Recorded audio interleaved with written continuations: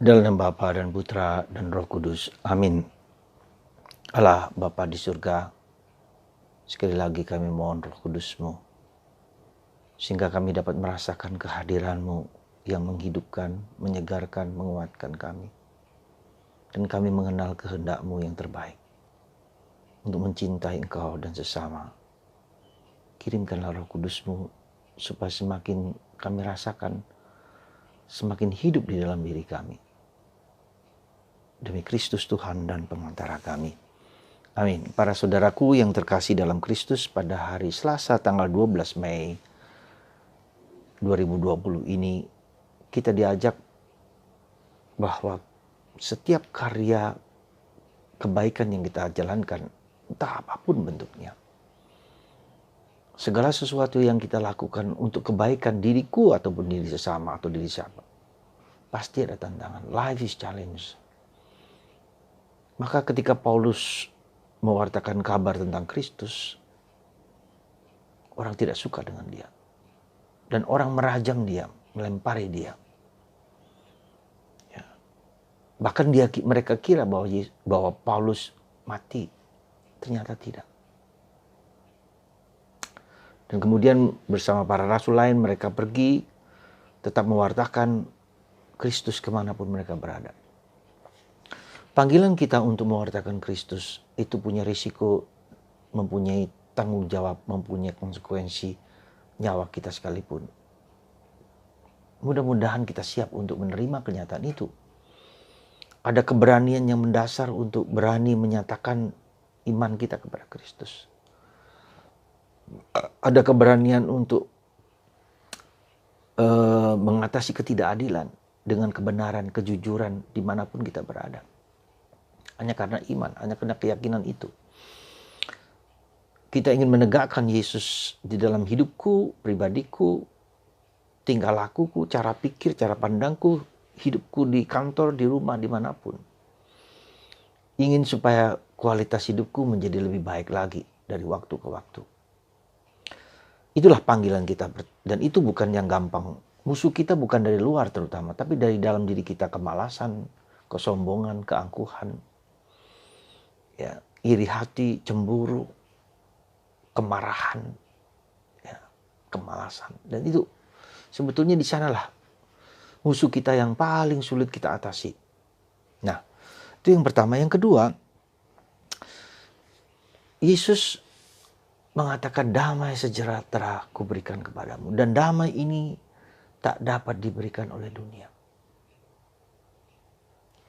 Saudaraku yang terkasih, maka itu Yesus mengatakan jangan gelisah hatimu. Aku akan memberikan damai. Apakah kita masih gelisah? Mungkin iya, pastilah.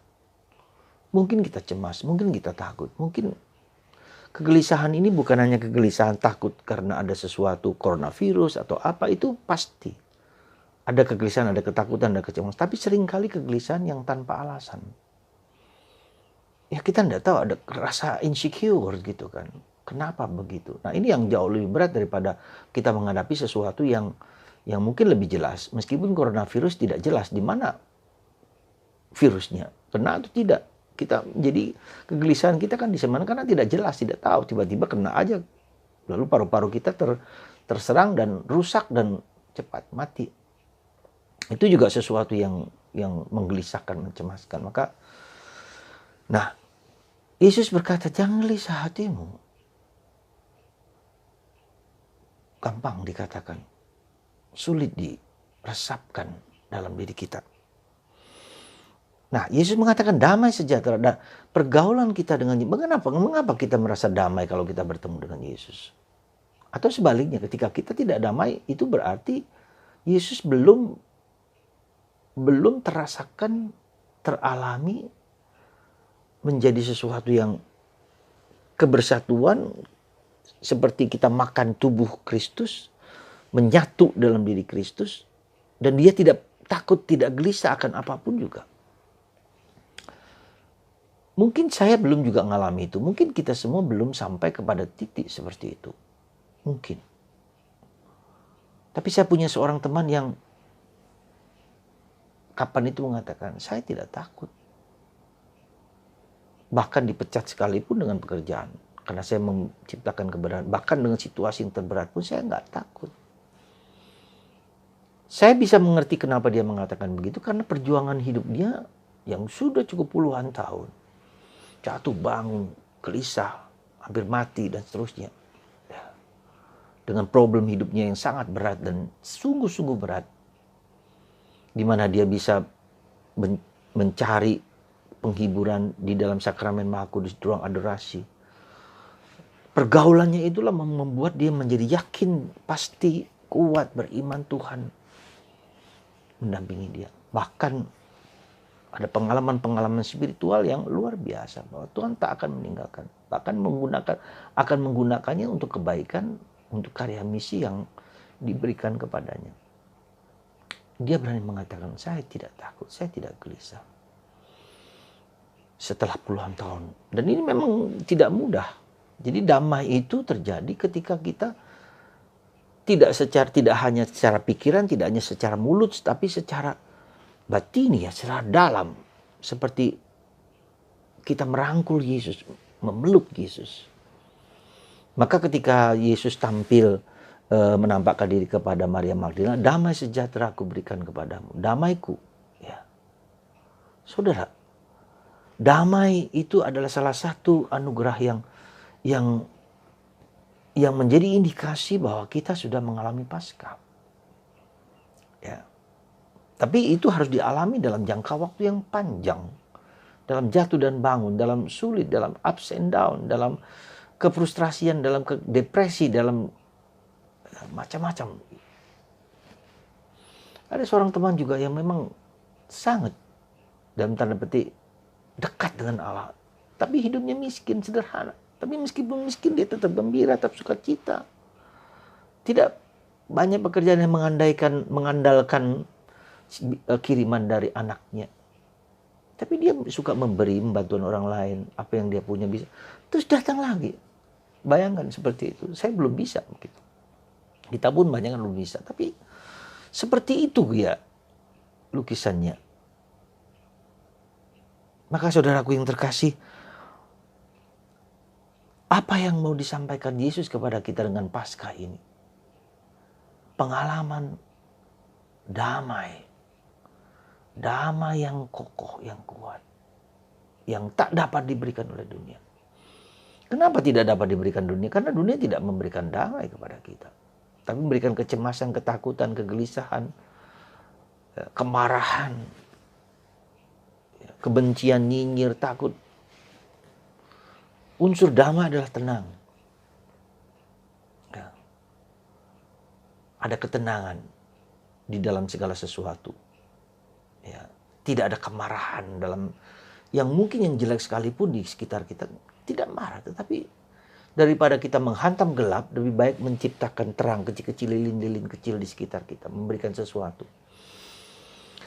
Saudara, semoga masa Paskah ini apa anugerah yang Tuhan berikan itu, damai itu, ketenangan itu, sungguh kita rasakan dan kita alami. Saya berharap Anda semua yang mendengarkan renungan-renungan saya ini mulai dari Paskah sampai sekarang, nampak dan mampu mengerti. Kita bersandar kepada Tuhan. Tuhanlah andalanku. Dalam doa Korinka, doa kerahiman ilahi. Tuhanlah andalanku. I trust in you. Untuk sampai kepada kesana, kita harus masuk. Harus mengalami penderitaan darah dan air yang harus kita jalani, yang harus kita alami sendiri. Dan saya berharap ketika Anda mengalami seperti itu, Anda menjadi kuat, menjadi yakin, bersandar kepada Tuhan. Dan Tuhan tidak akan meninggalkan Anda dan kita sedetik pun, sesaat pun. Dia akan mengirimkan malaikatnya, dia akan mengirimkan Bunda Maria, dia akan mengirimkan Roh Kudus kepada kita supaya mendampingi perjalanan. Dan apa yang dikatakan Yesus ini adalah amanat terakhir Yesus sebelum Yesus kembali kepada Bapa. Dan ini nyata sekali dari apa yang dikatakan Yesus itu sekarang menjadi nyata dengan peristiwa Paskah itu. Ya. Sekali lagi, saudaraku yang terkasih, semoga damai Kristus meresap dalam hati Anda, hati saya, hati kita semua. Berkat kesediaan kita kepada Yesus. Tuhan memberkati Anda.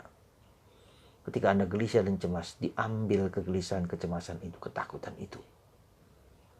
Dan jangan berfokus kepada keakuan, kepada diriku, tapi kepada Yesus. Kepada Tuhan, kepada Bunda Maria. Semoga kita bersandar kepada Yesus. Dan itulah pertobatan. Terima kasih Tuhan. Engkau menganugerahkan yang indah dalam hidup kami. Kedamaian, ketentraman, ketenangan, dan Roh Kudus. Berkat Tuhan dan darah, air yang lahir, yang keluar dari lambung Kristus, menyembuhkan Anda dari segala macam penyakit dan ketakutan. Dalam nama Bapa dan Putra dan Roh Kudus. Amin.